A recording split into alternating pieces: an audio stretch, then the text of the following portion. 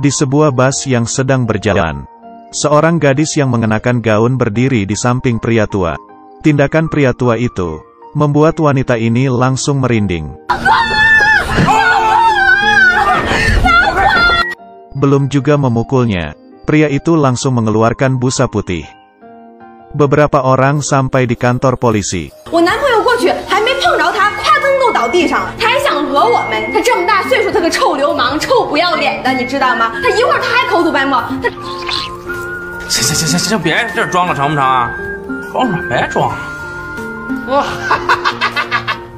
Pria tua ini melihat keluar jendela, seperti teringat sesuatu. Pria tua ini Marga Wang. Di tahun 1980-an, dia juga seorang polisi. Selalu mengendari motor 3 roda menjemput anaknya Yan pulang pergi sekolah. Dengan begini bisa membuat teman-teman sekolahnya iri kepada anaknya. Di pekerjaannya, dia juga selalu maju paling depan. Meski bisa terluka, tapi dia juga mendapatkan penghargaan. Tapi nilai 100 dari anaknya lebih berharga dibandingkan penghargaan. Istrinya sudah meninggal. Dia berperan menjadi ayah dan sekaligus ibu untuk anaknya. Lao Wang melanjutkan ingatannya. Lagi pula anaknya perlahan-lahan tumbuh besar. Pasti ada ibu yang merawatnya. Meski sudah sering bertemu dengan orang baru. Setelah mereka mendengar dia punya anak, yang awalnya ngomong seperti biasa, tiba-tiba pun hancur.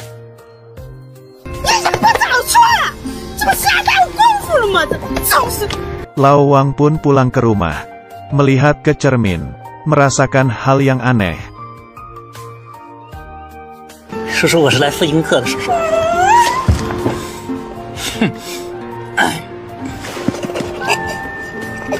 Sayur yang dibesarkan susah payah dimakan oleh babi. Pria itu mengajari pacarnya latihan berenang, menyuruhnya untuk relaks. Hidungnya tiba-tiba mimisan. Tiba-tiba sebuah sandal terlempar ke mukanya. Keduanya pun keluar dari kolam.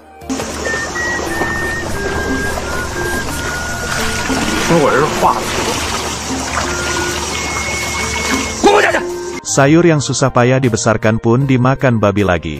Sampai di rumah, Lao Wang sudah berubah menjadi ayah yang lemah lembut. Tapi anaknya tetap saja menangis di dalam kamar.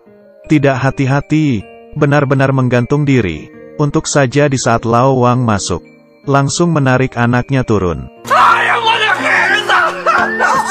Beberapa tahun kemudian, Lao Wang sudah pensiun. Anaknya sibuk kerja. Bahkan di hari Imlek tidak ada waktu untuk menemani ayahnya. Saat bertemu, keduanya juga selalu berantem. Mereka meributkan hal yang terjadi di dalam bus. Seorang pencuri menarik perhatian Lao Wang. Tapi anaknya menahannya.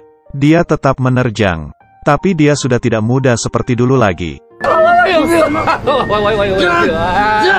Untung anaknya menolongnya.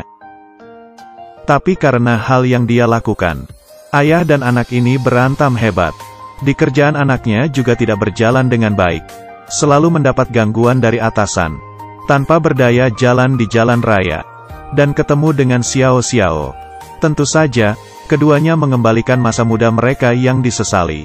Tapi kedua orang ini sudah mendekati usia paruh baya. Lao Wang sudah mendekati usia tua. Dia masih tidak suka dengan Xiao Xiao.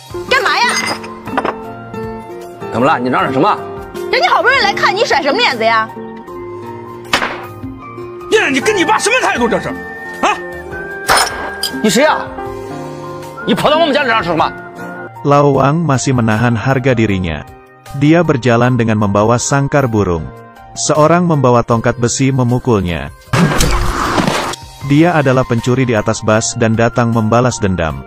Tunggu Yan sampai di rumah sakit. Lao Wang sudah siuman.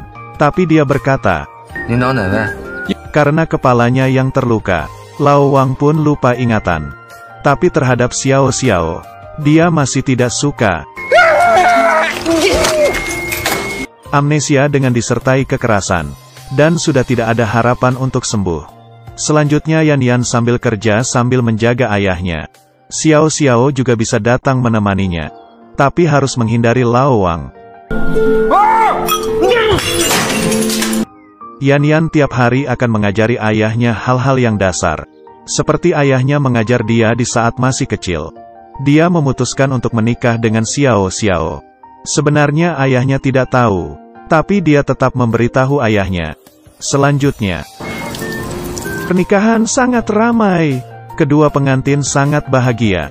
Tapi di pertengahan acara, terdengar suara motor. Lao Wang seperti di masa mudanya, mengenakan seragamnya, menyetir motornya ke pesta pernikahan.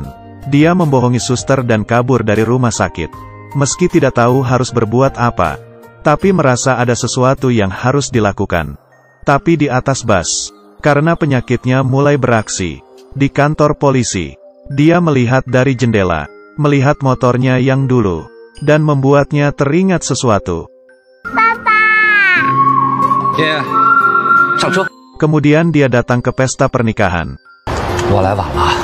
Pembawa acara menambahkan upacara untuk situasi mendadak ini. Dan ayah menggandeng tangan anaknya, menyerahkannya ke pengantin pria.